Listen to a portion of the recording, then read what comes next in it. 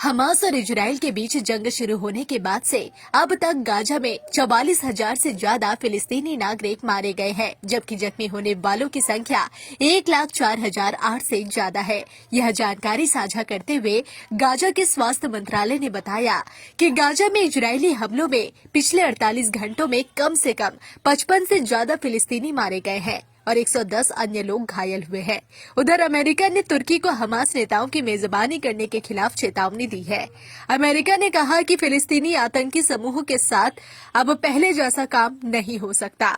US विदेश विभाग के प्रवक्ता मैथ्यू मिलर का कहना है कि उन्होंने पिछले कुछ दिनों में यह रिपोर्ट देखी है कि वे हमास तुर्की चले गए हैं, लेकिन निश्चित रूप से वे तुर्की सरकार को साफ कर देंगे, जैसा कि उन्होंने दुनिया के हर देश को स्पष्ट कर दिया है कि हमास के साथ अब पहले जैसा व्यवहार नहीं हो सकता। मिलर ने कहा, अमेरिका इन रिपोर्ट्स पर विवाद करने की स्थिति में नहीं है।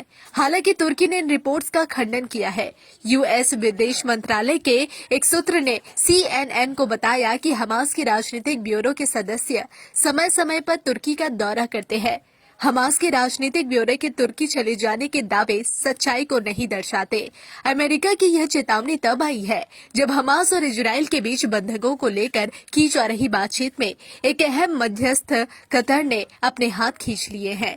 दोनों पक्ष अब सद्भावना से बातचीत नहीं कर रहे हैं और कतर की राजधानी दोहा में हमास के राजनीतिक कार्यालय को बंद कर दिया गया है। मिलर ने कहा कि अमेरिका का मानना नहीं है कि एक शातिर आतंकवादी संगठन के नेताओं को कहीं भी आराम से रहना चाहिए।